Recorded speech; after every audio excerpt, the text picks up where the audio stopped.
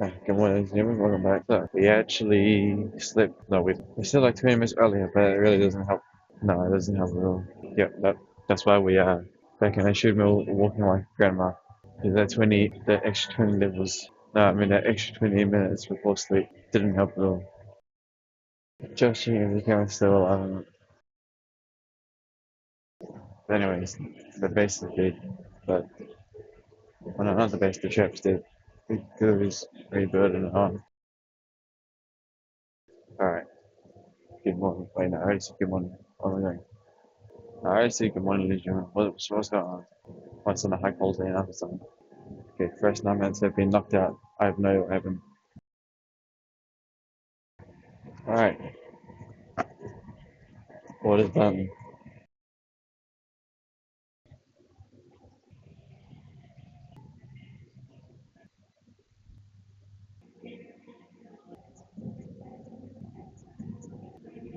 What is done here? Well, every single 5 kg plate is gone. Hmm. No joke, every 5 kg plate is like missing. It's not missing.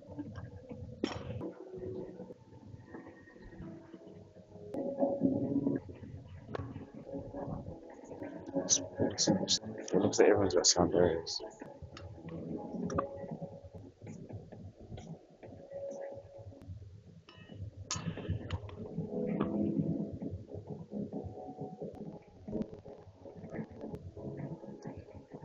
We're awake now. So I think you'd finally talk. It's a very loud sound barrier above us. So sorry. Alright, is there anything to talk about? Not really. Well, we kind of fell asleep for a bit, but we're awake now. So yeah, we're going to be using the goat as always, and that's really about it. There's nothing really else to say. We did not say anything on the tribune. Nope, it was purely just a blur. Hmm. It's right there. Yeah, we didn't actually sleep early at all. All I know is that we have a lot of videos to do.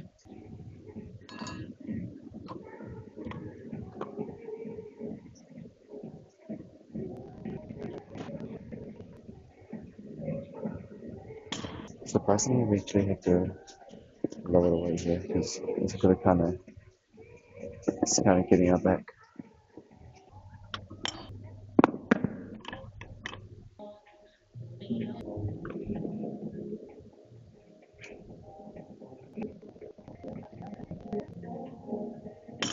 So we're in like what? I think we're in 4 5 now. Yeah. Oh, my back's kind of getting sore from this. Not gonna lie. My back's actually getting sore from this thing. It's pretty nice. But again, there's nothing else to talk about. We're awake now, by the way. All I know is that the PC is right now rendering a whole bunch of stuff. Be like done in like another 6 hours or so. It's done a lot of aberration yesterday.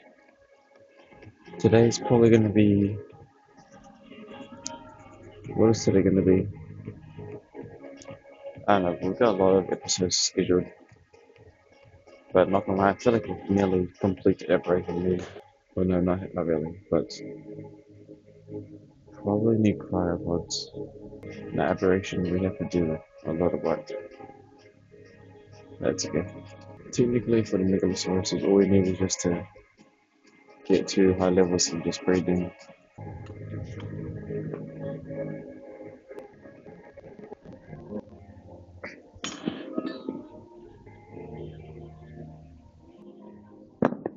It's pretty good still. Is there anything else to say? Not really. But we're doing pretty good right now. All I know is that for aberration, there's a lot of stuff. But to be honest, even though we did like 5 hours aberration, after 5 hours aberration, right? Playing that like 1 hour of Overwatch was actually like nice. Was actually nice. First time. Well, probably because we popped off. There's nothing else to say. The Yeah, we're getting knocked out on the treadmills. That's why we can't really do the stairs. Or we can't even run. It's just that bad. Like we could speed walk and run and do stairs, but when we are that sleepy, it's not gonna work. because we literally will get knocked out mid-run. Actually, no. The reason is because when we do the slow walk, as you see in the videos, I'm holding onto the rails. The only reason I'm holding onto the rails is because if I actually if I do not hold onto the rail, I'm actually just going to fall asleep and fall backwards. By holding onto the rails, I can at least make sure I don't fall off.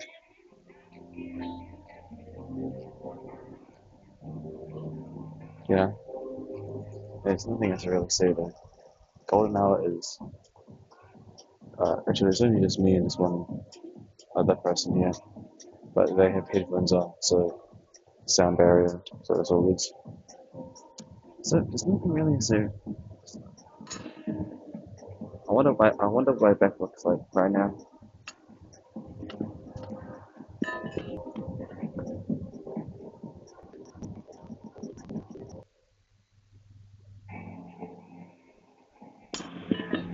Huh. It's actually pretty much diamond hour. No, well, it's golden hour right now, but the thing is, no one's here yet.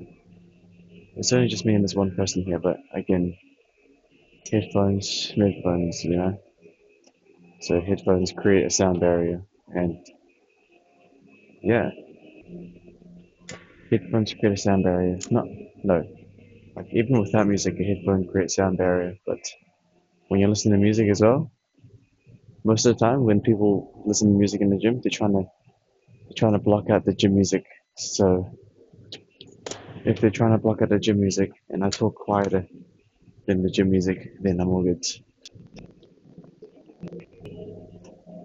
Yeah. So that's kind of it, huh? I mean, what else did he say? Right? We kind of already talked a lot of stuff. Well, no, we haven't really talked about much, but that's why I had the story video. This, the story videos at least give us something to talk about. But besides that, though, there's nothing I have to say. Water's done. Water's done. Now what? Should probably go check the weight after this next. Okay, well, we're doing like 40 kgs.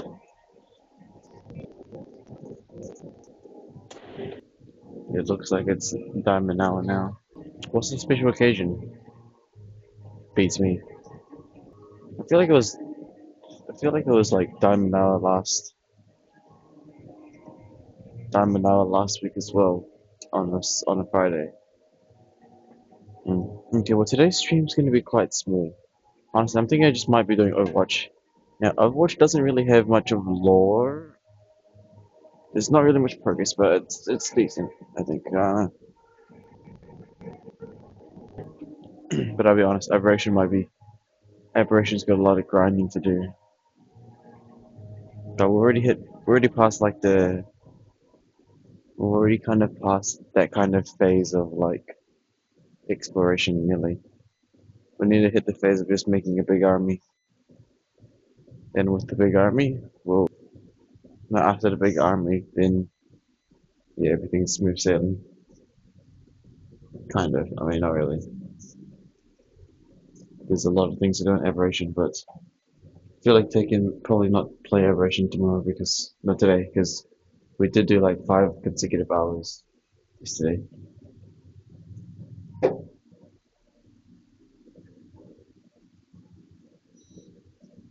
Interesting. We are 70.3. Honestly, I think that's because I took a piss. We're probably still like the same as yesterday. It's literally just because we took a piss. So yeah, water. Yeah, really, it's just diamond now right now. Oh wait, someone just left. So now it's even quieter. There's probably a few more people in the changing rooms, but besides that, there's no one else here.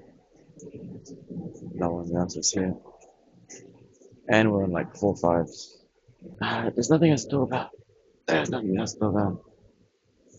Oh, sorry, there's nothing to talk about, right? There's nothing to talk about. I mean, I've got like plans for like Aberration, right? I guess the only things I really have plans for is what to do next in Aberration, because it's like our different reality kind of world, and there's actually things to do. Then when I translate things to do in real life, well, in real life we just gotta continue doing the slower phase of grinding, which is, like I said, these videos, gym, training, macro regime, alpha theory regime, the gym, you know, continue making Earth vlogs for lore, continue also additional content from other realms like Ark. Overwatch again is not okay. What was that sound I just made?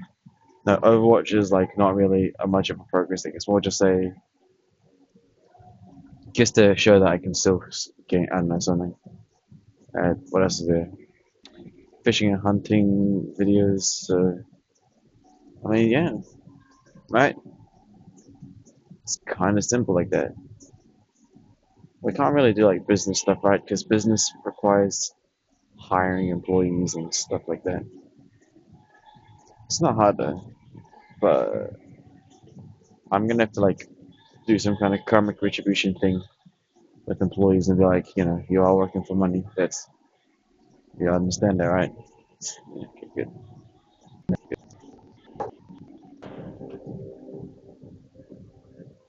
Dude, someone vomited here. It smells bad. It smells bad. I can smell it. Vomit has a distinctive smell. I think that wait, what is actually what makes vomit smell? I think it's like the human acid, stomach acid. That's what they call it. Yeah. It sure is. The human stomach acid is what makes it smell. Someone vomited around that way. Pretty disgusting. I could smell it. I can smell that thing. Oh well, I'm not surprised that people vomit. You know, it is what it is. Work too hard. Matter of fact, we've literally vomited in the gym before. It's just we never really vomited like on the carpet. If I ever vomited in the gym, I obviously go to the bathroom and then vomit in the toilet. But when we vomit, we don't have anything in our body. We've only just got water. So our vomit is purely just acid and water, which still stinks, kind of fish, not really, because there's no food. Most of the time, people are vomiting like pre-workout and protein powder, so it's disgusting. Or food. Matter of fact, gym vomit smells sweet. Reason? Because people most of the time people have most of the time it's because people have pre-workout or energy drinks. That's exactly why. Yeah, makes sense. All right. Most people have like pre-workout energy drinks, right? So their vomit is always smells a bit sweeter-ish, but it's disgusting still. But yeah, that's why it smells a bit sweet because they're drinking protein. No, they're drinking energy drinks and having pre-workout, which are all just terrible for you. So don't do it. I mean, there's not that dark, right? I could say don't do it, but at the same time, if you want it, I'm not gonna no one's gonna stop you, right? That's kind of that's kind of how things work, right? It's like I would say, hey, don't eat pre-workout or like don't drink energy drinks, right? But again, there's no light without dark. So if you want to, why not? Someone's got to drink it, and also someone's got to buy it. It's just balancing the ecosystem, as always. Free will is a lot of thing. Free will is equal free will. It's kind of like no one's gonna actually stop you. So why don't you just do it? You know what I mean? I used to use that a lot in school. It's like I'll just leave school. Who's gonna stop me? I could like free will is actually kind of crazy when you. I mean, I'm sleepy right now, but if you really know how free will works, you gotta under control. Then you can do a lot of good stuff. Not good stuff, but you can do a lot of anomaly activities. I always say that there's some students that talk about their problems. It's like I say, who's gonna stop you though? No, no, not your parents, not your like who's actually gonna stop you? No one. Now, of course, you can't say that for everything, right? Sometimes the police will like kill you if you do something too different, but you gotta understand the rules of the game.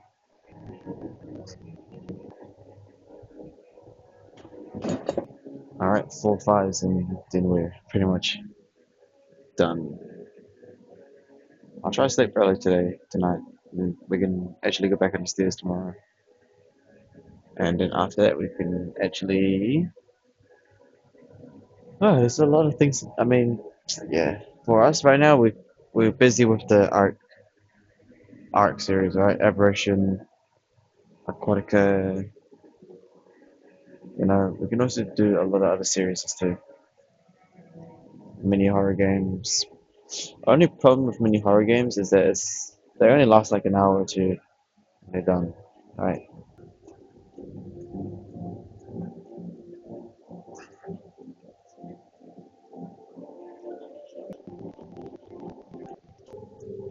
By the way, we're literally in Diamond now. Just saying. We're literally in Diamond now right now. But there's just no topics to talk about. I can't really think of a topic to talk about on the spot because, well, what am I going to say? There's nothing to complain about either. So it's just nothing, right? It's just nothing. It's kind of mid. No, I'm joking. No, we're not. So I'm mumbling now. I'll take back what I just said. What was the mid? There's nothing mid. What I meant to say is there's nothing exciting going on. You know, nothing exciting going on. Besides that, though, everything's pretty much normal. Literally, the only problem we have is literally just sleep, which can easily be fixed by sleeping earlier. But not gonna lie. Oh, I did the strategy yesterday too. I ended the stream at like 1900, and it literally took like nearly. And I actually took like 1 hour and 30 minutes to schedule all of the renders ready, and that's all I had time for, and just went to bed.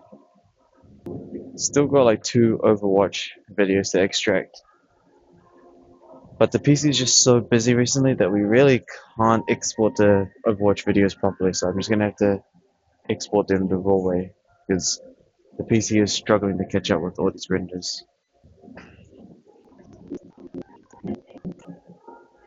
All right, now we just do the traps, and that's about it. There's nothing to say there. I keep saying that, but there really is no. But that's why we have the story videos. Because with the story videos, at least I can like, you know, talk about the whatever's happening in the story, right? So that's something. Hmm. Besides that, though, you know what I mean?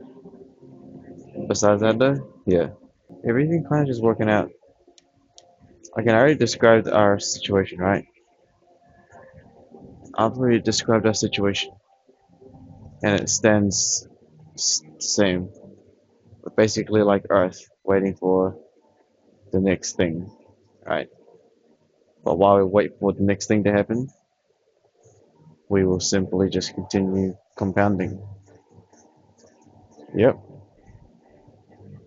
just continue compounding. Continue compounding. I don't know what everyone else is doing there. Like, I feel like some people that, like, what are they people? What are people doing that when they're not compounding? They just spend it. Actually, no, people don't compound in the long term. For example, people would compound like savings, I guess, or like compound something and then they just blow it all without. That's about it, you know? What I'm trying to say is like if you're compounding like assets or like money, most of the people my age they just splunk it on like stuff. They like splunk on like a car or something, right? I wouldn't really invest in a car. It's not really a point. I'm not gonna lie. When it comes to like our ecosystem, what do I actually need a car for? Like, in what scenario would we actually need a vehicle? Yeah, no, that's fine. Vehicle's pretty OP, yeah. Yeah, it'll be really cool though. It depends on the lifestyle and ecosystem you live in, but to a degree, when you reach a high echelon, the truth is that driving is overrated as fuck. You're actually better off just getting like a driver to drive you. That's what a lot of elites do. Because yeah, you. I mean, people like the thrill of driving fast supercars. Cool, and they like the flicks, right? But honestly, though, you actually make. I like. I like the content creation kind of way. So instead of driving, right, you pretty much just hire. No, you pretty much just like get someone to drive you in like a huge caravan or bus, but like the bus is like a room, so you can just continue doing your work. That is like the most coolest thing ever. Because one, you don't have to worry about traffic. You don't actually have to worry about how long it takes you to get there because you're still doing work inside. You're just chilling on the chair, and you don't even need to worry about like, you know, don't need to worry about nothing. You can take your you can take your sweet time. Just sit in the back of the RIP. You can basically sit in the caravan style vehicle. The personal driver will drive you there, and while you wait, you can just go on your PC or something. You know, that's pretty chill. I prefer that rather than spending hours driving. You know, sounds a lot better. But also, AI is gonna do that thing anyways. AI is gonna do that anyways. AI is already doing that too. Automatic cars are already doing that. But instead of like a huge PC, you just go on your phone or something. Yeah, but driving is definitely overrated. You know, sometimes I get the idea. I think I remember when I was younger, I thought about this idea, but it only works if it's not that dark, but it would work technically. I was gonna say when I was younger, I always had this idea that if we all had like automatic robot cars with an algorithm, traffic wouldn't be an issue. But then you basically just be a slave, which you already are a slave. Because why are you out in traffic again? Because you're going to work.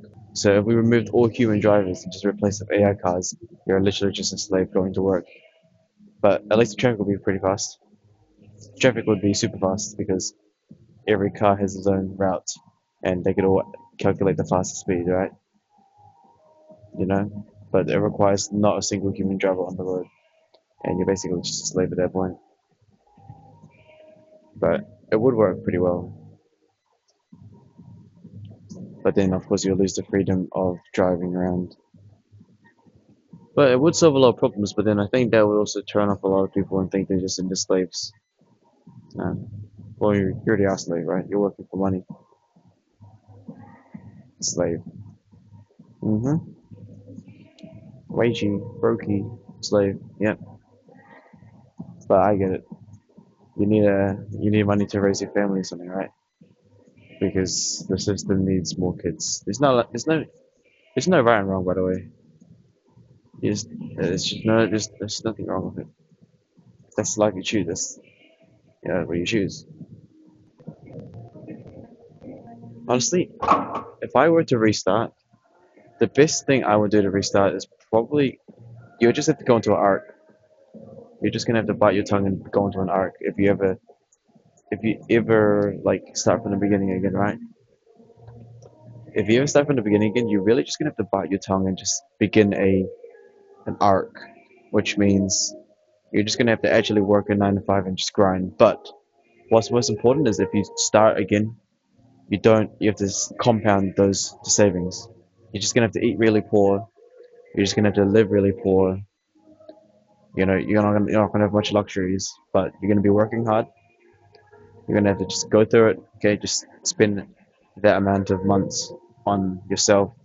You know, slaving away to get some money. But once you compound enough assets, you can move on to the next phase. The problem with most people is that they don't. Well, not most problem, but some people, right? They they keep themselves in the phase, right? Because they spend that savings on like alcohol, party, cigarettes. So they're making zero progress because they're not compounding anything. They're just living life. But sometimes it's comfortable like that. But if it was me, I would compound and just stay in that arc until I have enough to leave the arc and then move on to the next one, right? So it's kind of like what we're doing right now, right? Compounding the videos and stuff until the next thing happens. It's kind of like this, right? Oh, I got a great analogy. Oh, I've got a great analogy. It's kind of like my YouTube channel, right? It's like this. I record a video, I make the video, I publish it, but then in 24 hours I delete the video off the entire channel. That's basically that's a good analogy right there. That's a very good analogy right there. Let me show it's recording so I could make sure that stays. It's recording. Good. Pretty much that's the analogy, right? How most people do the wagey stuff, or how most people do jobs, is that they pretty much, you know, compound it, right? But then they just delete it, right? So it's kind of exactly like this. We make a YouTube video, right? After 24 hours, I delete it off the channel, but just wipe it off the entire metadata. I just delete the entire video, gone. And I did it every single day. I make a video, publish it, 24 hours, I delete it. You ain't compounding anything. You're just removing your progress. So that's a good analogy right there. Basically, that's the same as how that's what most people do, right? But instead, they spend it on like hedonism and stuff like that. So that's kind of the same analogy. Just record, make a video, and then just delete it the next day. Why would you delete it? Just keep it. I mean, it's not the most exact analogy because with that money people spend, they get a fleeting experience, but that experience isn't even recorded. So there's no. I'm sure you can create memories, but why would you create? And that's why I do these things here because we create metadata instead of like just a memory. Because how much can you trust memories at this point anymore? Nothing's even real anymore. You can't even believe anything. You really just need to make good metadata while we still have the chance. AI is already making it much more interesting. Oh, we're done now. Yeah, we're done. Alright, that was a little quick rant near the end. The diamond hour is also gone, by the way, just a heads up. But yeah, that was a decent analogy, I think. It's kind of like that, but obviously not exact. But again, there's nothing wrong about it too. Just saying, there's no light without dark. There's actually also nothing. There's completely nothing wrong with following that lifestyle because it makes sense, right? Sometimes if you want that lifestyle, or if you want that ecosystem, that's fine. There's nothing wrong with that because we need people like that. We need all sorts of people to, even if that's your ecosystem, it's fine. There's nothing wrong with it. There's no right or wrong. There's no black. There's no white. It's grey. You need both sides in order for the world to be completed. There's nothing wrong about it, right? Same as there's nothing wrong with like taking drugs and like killing yourself or killing people. There's nothing wrong with that because well, we need we need it. You know, we need both light and dark, and then of course it will slowly balance itself out over time. You know. Right, ladies and gentlemen, I appreciate it. Right? See you guys next time. Right. I'm gonna give you guys a story video today. So yeah.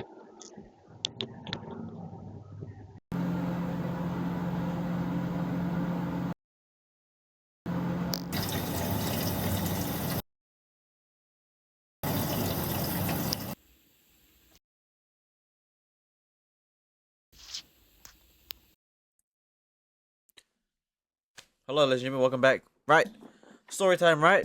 We're going to continue from yesterday. Currently, I can't really live stream this because we are still exporting some things. Takes a while, but it's okay. It's no problem. Righty ho, so story 2 is going to be... Oh my goodness, story 2 is going to be like more than 10 minutes.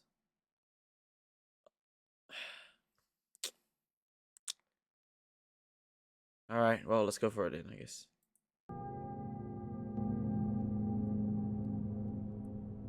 Holy crap, this story is literally like 20 minutes.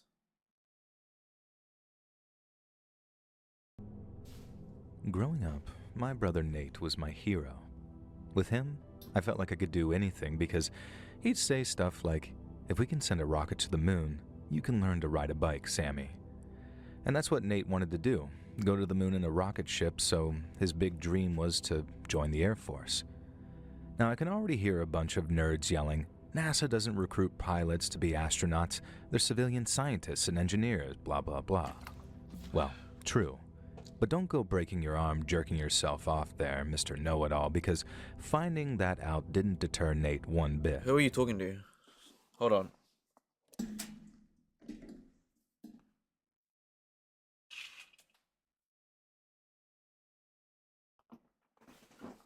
Let's continue, shall we? He still wanted to join the Air Force just as a fighter pilot, with a view to flying test aircraft. Now, sadly, that didn't work out for him, and things might be a whole lot different if it did. But still, that didn't deter him. Nate was happy just being around test pilots, so he volunteered with the 412th Test Wing at Edwards Air Force Base down in California. None of the stuff that he was working on as an aircraft engineer was classified back then, so he was free to talk about it. And boy, did he talk about it. This was back when they were still testing the F-35, and Nate was having a whale of a time working on it with his buddies. He said he'd be the happiest son of a gun in the whole damned Air Force if he got to see out his career at Edwards. But then came the day that he came home with an announcement. He'd been given a brand new assignment, one he was very happy about, and then when Dad asked where he was headed, Nate got this big grin on his face and said he couldn't tell us. Area 51. Dad was excited, like majorly so, and he kept joking about Nate going to Area 51 to work on UFOs Literally and just hang called out it. with little green men. And we all just laughed, Nate included. He transferred a few weeks later and he still came to visit us. But unlike his other visits, he obviously couldn't say much about what he was doing. He was based out of Las Vegas, and officially speaking, he was stationed at Nellis. But the Air Force flew him out to different sites all across northern Nevada. He wasn't permitted to name any of those bases, but even if he did, there was no official record of them existing anywhere. He stayed with that same unit for a couple of years, and he always seemed happy. Sounds pretty successful to me, if you ask me. He wants to do stuff near space. He joins the military, and now he's like something for the Air Force. I mean, he's in the Air Force, right? Obviously, he can't share everything to his family members because that's typical, right? All right. So far, so good. Nothing wrong. But then came the day that he called our parents and said that he'd been placed on medical leave. When he came home to visit, Nate told Mom and Dad not to worry, as he was just exhausted, overworked, and needed a little time off. Yeah, right. Apparently, his commanding officer said that he could get him 30 days medical leave on grounds of stress, which meant that it wouldn't eat into his regular annual leave. Nate said that they all took care of each other that way, and he'd be back to work before he knew it. But then, at the end of those 30 days, Nate didn't go back to work, and he had his leave extended by another 30 days. Now, we didn't find out until way later, but not only had he not been to work in months, but he had to go through some kind of medical evaluation to see whether he was still fit for service or not. Let me guess, some kind of test happened. He got hit in the crossfire, radiation, alien, whatever. Dad and him spoke on the phone a few times, but Dad knew better than to ask too many questions. The whole thing was clearly bothering Nate a lot, and Dad figured that he'd talk about it, what he could talk about at least, when he was ready. But then came the bad news. The board had decided Nate wasn't fit for service anymore, and he was discharged with immediate effect. I think Nate kind of knew that that was going to happen, but when he got the news, it was bad. Dad drove out to Nevada to help him move out of the Air Force housing, which obviously wasn't at any of the secret sites he'd worked at. He called saying that Nate was putting on a brave face with these things, but underneath, you could tell that he was in some pretty bad shape. All he'd say was, "I can't do it anymore, Dad," and the Air Force agrees. But there was clearly something going on, and obviously lots that he hadn't and couldn't tell us. Mm-hmm. Mom and Dad offered him his old room back till he could get back on his feet, which no one thought would be very long since Nate had a nice amount in savings tucked away, it seemed. But I Yeah. remember thinking the second I laid eyes on I him mean, he should get paid quite a lot. that it was going to be way longer than just a couple of weeks. Nate looked like crap, and I'll be honest, that's putting it kindly.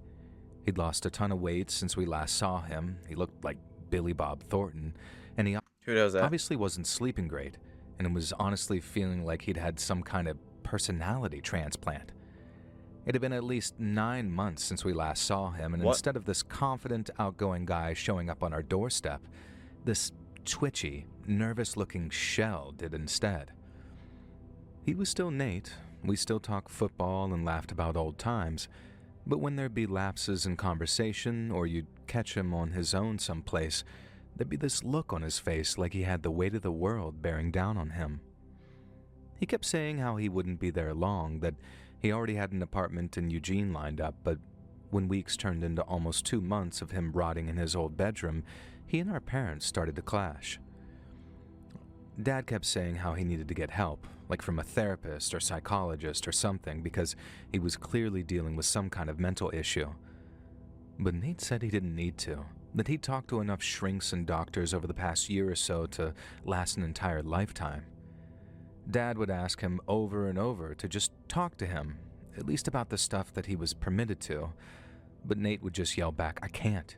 You know I can't." Like he couldn't even touch on what was wrong without violating his non-disclosures or getting carted off to jail. And he'd ended up moving out not long after, but that and getting a job was made real difficult by the fact that on his resume, and thanks to the secret work that apparently he'd been doing, it basically looked like Nate had been out of work for almost a year and with zero explanation for it. He said employers and landlords alike both treated him like he was some kind of bullcrap artist or homeless.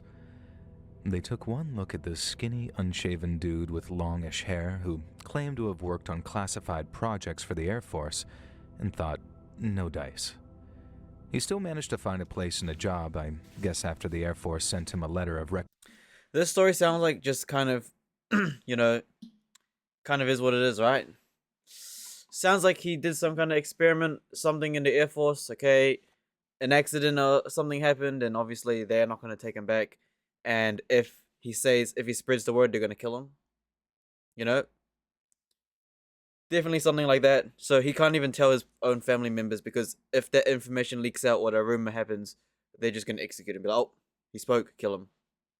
He can't say or he'll die, and now he's just depressed or something. No, not depressed, but something, it's like something obviously happened during his stay at the military base, right? But what can you do about that, right? recommendation or something, but going from the Air Force to civilian life is tough for anyone, even at the best of times. And so given Nate's special and rather awkward circumstances, it made it all even the harder for him. And since he and my dad weren't on speaking terms at that point, Nate stayed away for a while, but I'd talk to him via text most days, just checking in on how he was and all of that while talking about the Ducks or the Trailblazers. Sometimes he'd be up and sometimes he'd be way down. And then on one of the weeks that he was way down, I decided, screw it. I'm heading over with some rotisserie chicken and a bunch of drink to cheer this idiot up. And that's what I did. I stopped at this Jamaican place in Eugene and picked up some chicken, and then after grabbing the sodas, I drove over to Nate's place after making sure that he was home. And we just hung out for a while, talking about the usual kind of stuff, and then touching on how Dad wasn't mad anymore and was basically just waiting for him to reach out. He was relieved at that, but that also gave me a window to ask him about the stuff that happened at his job, as in, like, the reasons for his discharge. I told him it was cool if he really didn't want to talk about it, but he kind of sighed and said something about having to talk about it sooner or later, and then started telling me about this mental breakdown that he had after being overworked and overthinking. He talked about it at length, like all the mandatory counseling and psychiatry sessions he had to attend, but there was something about the way he talked when he described the reasons, and having known him all my life, I could tell he was lying. The guy, who would have happily skipped sleep to work on airplanes, was complaining about being overworked. And I didn't know this at the time, but in a role where the Air Force takes real care not to overwork their airmen, my brother had somehow become the sole exception, I guess. And that's besides the fact my bullcrap detector was going off in a very big way. And so I slowly approached the subject and asked him if he was lying because he had to, or he just didn't want us to know the truth. And this was something that had happened a bunch of times, actually. Not because Nate was some big liar or anything like that, more like he had a habit of trying to protect me from painful truths, like the time Grandma fell down and had to go to the hospital. Nate told me that she was just tired, when really, he knew all too well that she was a goner. Let me guess. Let me guess something. They tested human experiments on others, and he had to witness it all, and then I guess he couldn't bear it anymore. Right? Yeah. I'm not surprised if they would do that. Hey, did you know they kidnapped kids and we tested military weapons on them? What? No way you did. Yeah. Oh, I can't say it. I'm dead now. GG. You know? Maybe, yeah, it's just like, you'd never know, right? Human tests, like, you know? Yeah. They probably do that. You know? Probably saw some things he shouldn't have seen. It is what it is, right? I cried till Nate said Grandma was fine, how she just bonked her head after falling asleep standing up. He said she'd get her whole head bandaged up in the hospital, and then made jokes that she was going to look like a mummy coming out of some big old tomb over in Egypt. Now, he used to take me from crying to laughing in just a few short minutes, but I didn't need protection anymore, and I told him that. I just wanted to know what had happened to him, not his job, him. After gathering his thoughts, Nate started with a kind of disclaimer, saying that he obviously couldn't tell me exactly what he'd been working on, or what he saw, or what he knew. But he could bring himself to talk about how it made him feel, and how he felt, was scared. Nate said that he'd been working on something with a whole team, and then during a simulation they'd been running one day, the team realized something terrible might happen if their little project got working. In fact, not only was the thing obviously terrible, but the more they thought about it, the more they realized just how utterly catastrophic the worst-case scenario might truly be. Nate said it caused a whole thing in their department because some guys didn't seem to recognize what the problem was, while others did, and both groups were at each other's throats over it. There was a whole review. Each group argued their case, and by the end of it, Nate said the people, rightfully in a panic, thought that they had the whole thing wrapped up. A genobomb, genocide bomb. Oh no, you can't do that. Human rights, man. We can't have that. We can't have the bomb, but it's for defense. If we have it, they don't have it. We win. Who's we? Who was them? I know exactly. A gas bomb. Something, you know, against the. Like I said, human tests, making some kind of weapon that can massacre something. You know, of course, some people will say, who cares, let's just build it. Some people say, oh, but, you know, in the wrong hands, it'll be like, you know, it is what it is. No Life After Dark, there's obviously two sides to the story. You know, there's two sides of the story. Two sides of the story. Solution was it's not right or wrong. Obvious. Radically change the direction of the project or mothball it entirely, because if they didn't, just about everyone was going to be in a whole world of hurt. It seemed like an open and shut case. Let me guess. He got let go. As in, I bet he argued with them saying, no, we shouldn't build this. And then the military is like, okay, who's against this project? You guys are all get out. Leave. We need to finish this project. You're bitching. You're fired, out. And if you talk about it, we'll kill you. Excellent. If you mention it to your family members, mention it online, we're going to find your house, we're going to... Boom!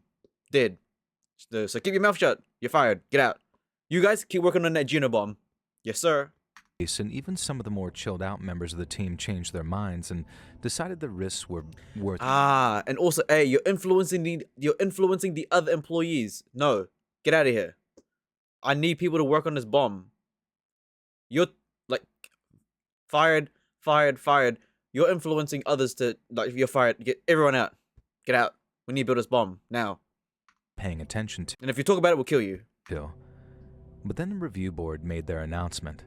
Continue the test project as planned without any deviations whatsoever. What I say? And everyone was stunned. Yeah, what I say? But none more than Nate and his buddies, who as engineers were the first to figure out the practical application of what they were working on, but also what might happen if it all went south.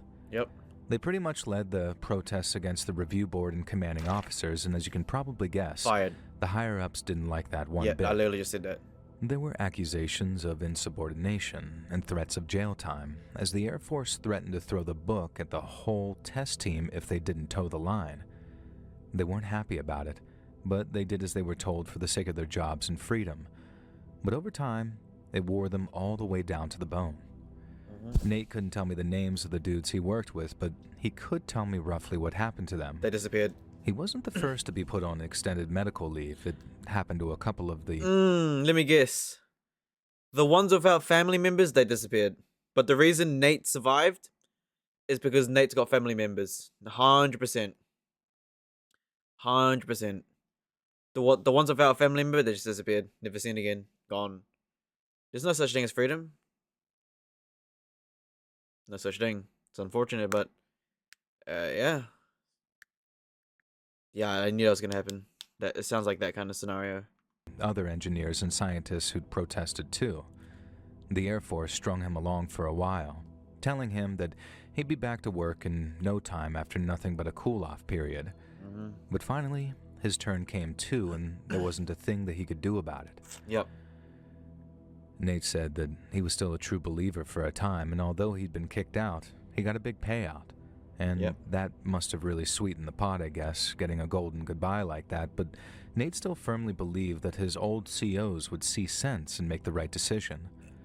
But then not long after moving off base, he ended up talking to an old buddy of his who heard rumors that they were pressing on with the project harder than ever. Nate couldn't believe it, and the stress of knowing his worst fears might come true had him almost losing his mind. And that's why he and Dad were clashing so much. Dad could see it was tearing him up inside, but Nate warned that they're making a Genobomb, man. They're making a Genobomb without me. Isn't it? I've never seen the movie before, but isn't it that same kind of like when they like invented a nuke or something, right? It's like, oh no, we've created a nuke. In the wrong hands, this could kill hundreds and thousands of people. Let's just build it anyways. It is what it is. Yeah, I can see where the story's going now. It's pretty obvious. if he told him what was coming, Dad would think he was crazy. And not only that, if he was foolish enough to repeat what he'd been told, Nate might end up going to prison for a long time. Yeah, he's gonna get killed. But even if Dad did believe him, there was nothing he could do. There was nothing anyone could do to stop what was coming, and when it happened, life as we knew it would change forever and not for the better. Oh, making AI army, robot army, genocide. I mean, they do want to get rid of like the population, though, right? Something like that. There is going to be the Great Reset later on. You know, wouldn't be surprised if they were making like AI robots or, you know, genojets, genocide stuff, right? You know, I wouldn't be surprised. I remember being so freaked out and scared by what Nate was saying that I was like, dude, please tell me you're not serious. I mean, if you can't tell me, okay, but don't just make weird crap up. And Nate exploded. But the thing is, though, is that from Karmic Retribution, they'll tell us anyways. They already told us that they're going to kill a lot of people anyways, right? So, it's just a matter of time. He knocked over his soda from getting up so fast while shouting, "Does it effing look like I'm making this up?" You're crazy. He was red in the face as he went off on a big, long rant about how if he told everyone what he knew, and people really understood what frightened him so much, there'd be mass panic, along with riots, martial law, you name it. Yeah. Society as we... Too late, though. If you did it in today's world, like Alex Jones and Andrew Tate. Yeah, everyone's so desensitized now. It's not gonna really matter. You can literally say that, hey, if they're gonna make a bomb that wipes out a country, they already have. I mean, they could say we're gonna make an AI robot army that starts executing the humans, right? They'd be like, oh, that's pretty cool. Anyways, hey, John, you doing good? Hey guys, welcome to another video. K-pop, you know, it's like, it is what it is. If something happens, it is what it is, right? Like, ain't much you can do about it, you know? Sure, you could riot against it, but like, it's too late, right? Nothing's real anymore. We knew it would break down completely, and that's before the thing that scared Nate happened. I asked him about things like bunkers and all that stuff, if folks could shelter from it like they would from a nuke, and Nate just shook his head and told me that I didn't get it. It didn't matter if you were on the goddamn space station or in a presidential bunker. They'll find you. Everyone was going to suffer, Mm-hmm. and in ways they could barely even imagine without being told explicitly. And if you did tell them, well, say goodbye to society, because no one's showing up to work on Monday once they know what's about to happen. They're gonna show up at work anyways. Oh my goodness. Bro, you don't understand. They're printing money. What? They're printing money? Oh, my PC finished exporting. Excellent. We can do some Overwatch later. Oh my god, they're printing money. What? Yeah. Yeah, they're printing money. It was a lie. Money is never real. It was just to keep us enslaved. You're just working for a piece of paper. Numbers on a screen. Oh, okay, cool. Anyways. Back to work. Back to life. What are you gonna do now? Cry? Sit there, do nothing? Nah. I remember sitting there just sort of speechless, basically. I didn't want to think a single word Nate said was true, but he'd never lied to me before. Most likely it's gonna be Not true. after demanding he tell me the truth anyway. Mm-hmm. He also told me if I breathed a single word of what he'd said to anyone we knew, he'd kill me. I promised I wouldn't say a word. Not to anyone we knew. I'm hearing a story right now, though. Definitely not to Mom or Dad. I just didn't know how he could sleep at night knowing something was coming that no one could stop. And he told me alcohol helped, but regardless, he didn't have much other choice. The thing that stopped him from going completely crazy was knowing that there were still good people working on those projects and how sooner or later they'd see sense. How they were just individuals and any pushback they gave would once again be met with the full force of the big blue machine. And so, even though there was hope, it wasn't enough to keep Nate calm or optimistic. Yeah. He reminded me to keep my mouth shut, but at the end, he thanked me for the talk. And then over the next few weeks, Nate started to get a lot better. He patched things up with our dad, started coming over on Sundays for dinner and football, and it seemed like each and every day he looked and acted a little bit different. He was eating properly again and hitting the gym, and he also got fast-tracked for promotion at the warehouse job that he had, which meant a little more money and a lot more freedom. But I thought he had lots And of so money from after his just job. under a year of being back home, Nate was practically back to normal again. He was still in touch with his old buddies from the project, the ones who were also discharged, Probably but got he seemed died. to stop worrying and fixating on it like he had before. Nate became a regular part of our lives again, and it seemed like nothing was going to change that. But then came the day that he stopped answering texts or calls, and They my got him. parents got so worried they asked They finally got him. They got him, man. R.I.P. They got him. He got in a car crash or something, right? They got him. They got him. They finally got him. I knew that day would happen. They got him. I bet, not gonna lie, they were monitoring it. Let me guess. Him talking to his other scientist buddies. Obviously, we're being tracked. Duh. Obviously, we're being tracked. They probably started. I bet he was like, "Hey, we should start a revolution, guys, or let's spread some rumors out." And then the military scan, Bing Bong AI, check the AI, check it. Oh, they're planning something. Kill them all. Don't let them speak. Kill them all. Get rid of them. Die in a car crash. Something happened to them. R.I.P. No one's gonna remember them. Put on like a show for them. me to drive over to check on him. I remember thinking they were just overreacting. They got him. Nate had been doing great, and it was good to have his old self back again. They got him. Besides, the better he got, the busier he got, and the last time he spoke, he mentioned something about a girl he'd been seeing. But then, Honey when I trap. did drive over to Nate's, there was no answer. Ooh, honey trap. Hey, I met a girl. Really? And that girl probably was an agent to keep an eye on him. GG. Yeah, he's cooked. They got. Hey, if they really wanted to get you, they get you, regardless. They'll use any method. And then when I tried the door, I found it was locked. I got nervous right away because in my head, or rather in my worst fears, it was about finding Nate's body. They My got heart was just about pounding in my chest, and I remember like sniffing the air and thinking, okay, no smell of death, this is a good sign. But seconds later, after walking into the kitchen, I saw a note on the table. And seeing the note had fear and terror hitting me like a truck.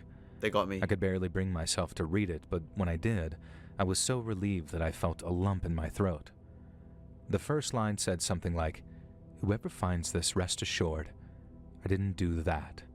And as far as I know, I'll still be alive when you find this." I had my hands on my knees like, oh, thank. Ooh. So instead of killing him, they probably just recruited him again or kidnapped him. Man, that might not even be his letter. That might not even be his handwriting. Maybe they forced it too. Got a rifle to his head. You better write that note, boy. You're coming back to the base with us. We gotta finish this project. You're coming with us now. You're enslaved. Yeah. They got a gun to his head.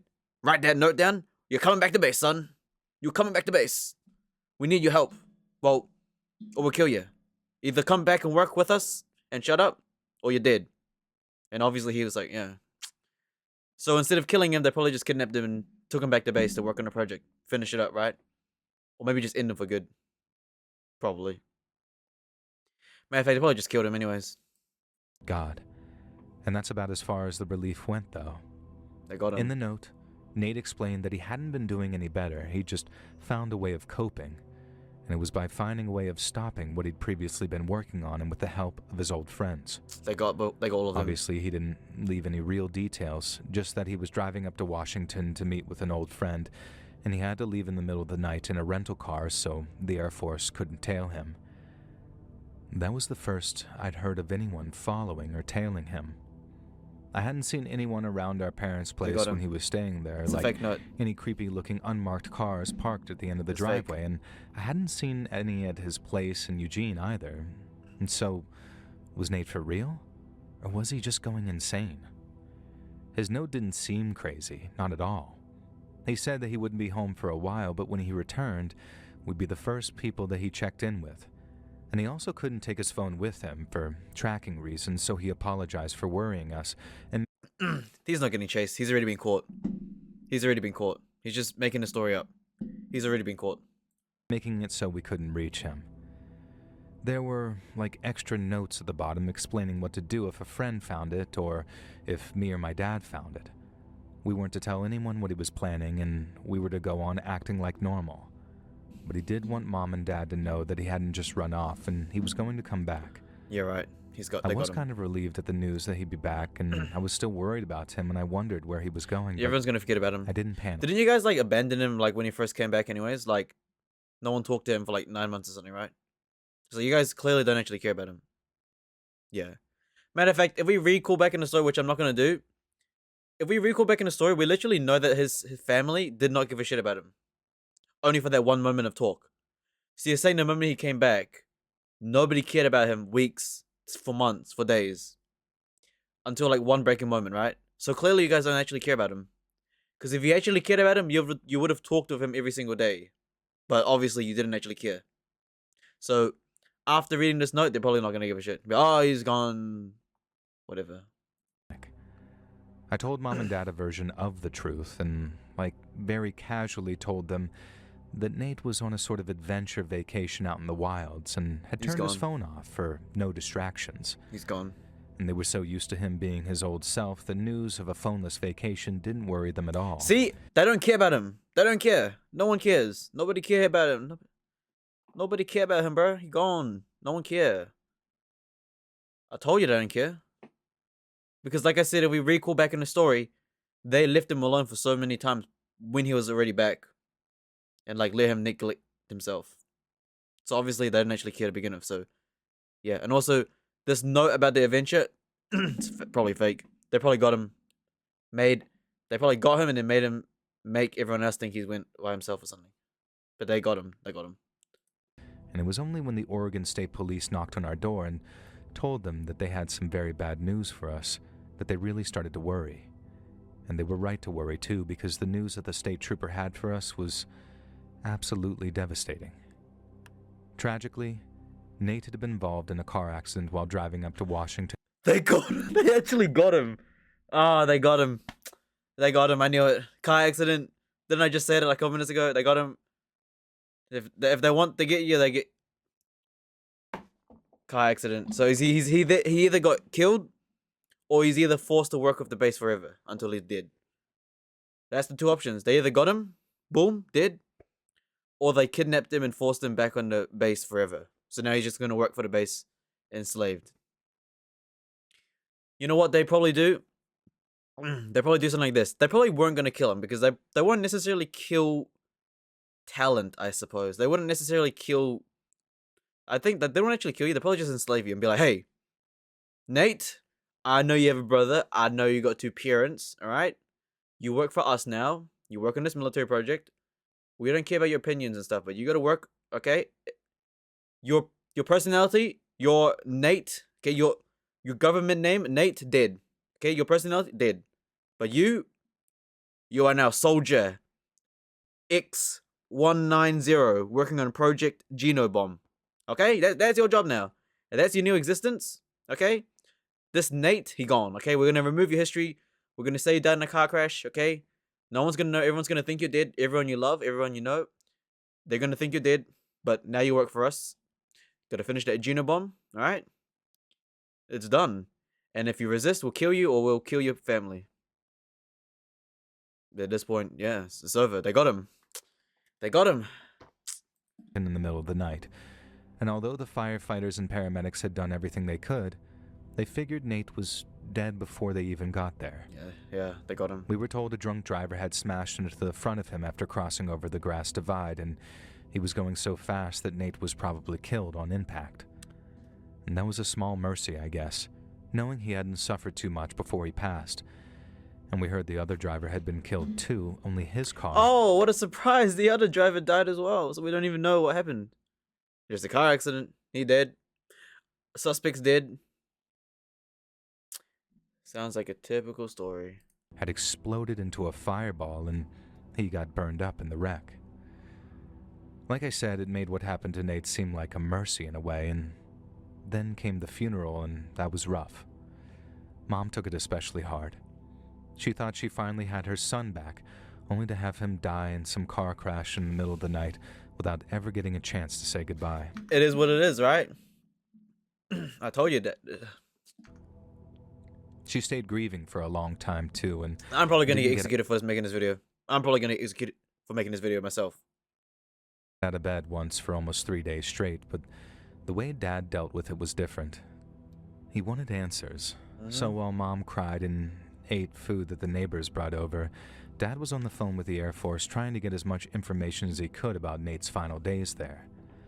They ended up sending someone over to the house who explained to my dad that basically they had no record of Nate ever working at any top-secret facilities, meaning he hadn't been told anything that qualified as classified information. And the Air Force kept Nate's medical records sealed, so the guy who visited wasn't allowed to say what the medical leave was for, but he could say that it was the medical condition that caused him to be discharged, which was nothing we didn't already know. I'd already mentioned what Nate said and told my dad how he thought he was being followed, but the guy from the Air Force said that there was no way that could have been the case. You're right. It wasn't unheard of for Air Force defenders, their version of military police, to monitor those that they were concerned might give away classified information. Of course they did. But with Nate, that had not been the case because, simply put, he didn't have any classified information to pass on.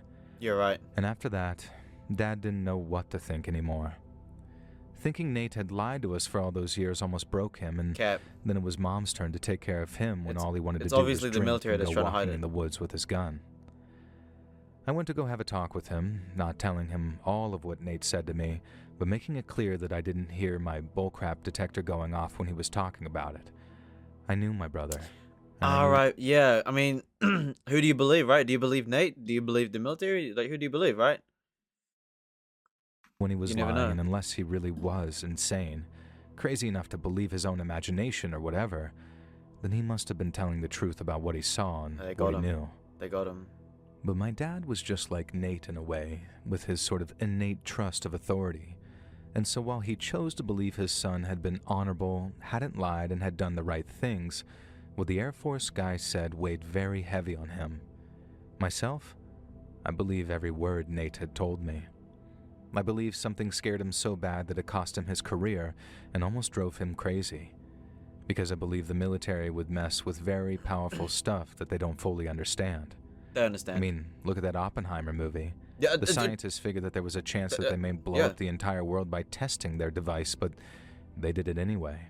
Yep. So with Nate making out that he'd seen something like that, Yep. and knowing his track record of honesty growing up, I've got basically no reason at all not to believe him. They got him. And sometimes, considering what he wrote in that final note, I start wondering if his death really was an accident, Yep. or if someone was so desperate to silence him that they were able to stage his murder as something accidental. Yeah, I mean, like I said, it's either they killed him or they took him back.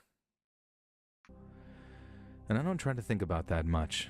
I've got plenty of other things to worry about, and I don't worry about what Nate said about And then you're gonna forget about him. Yep. Yep, forget about it. Forget about it. Who? Him? Anyways, yeah, GG. It's like, it is what it is, right? things going so wrong for so many people because, like he said, there ain't nothing we could do about it if we tried. Yo. W story. I'm not gonna lie. We're gonna get executed ourselves from, explaining this story, but that was probably that was actually good. I'm not gonna lie, that was really, really good. Even though it was long, that was actually really good. It talks about, it is what it is, and it talks about that kind of ecosystem. Yeah. Great story, right? Alright, ladies and gentlemen, hope you guys enjoyed that, right? That was absolutely great. And guess what? We're gonna do the exact same thing. Now what? Now what? Next. Alright, well, yeah, it is what it is. They got him. They got him. I knew it was gonna happen. Predicted it a long time ago. Alright, ladies and gentlemen, alright? That was actually really good though. I really enjoyed it. Not gonna lie, this guy, Let's Read, based. Alright, see you guys next time, right? Bye bye.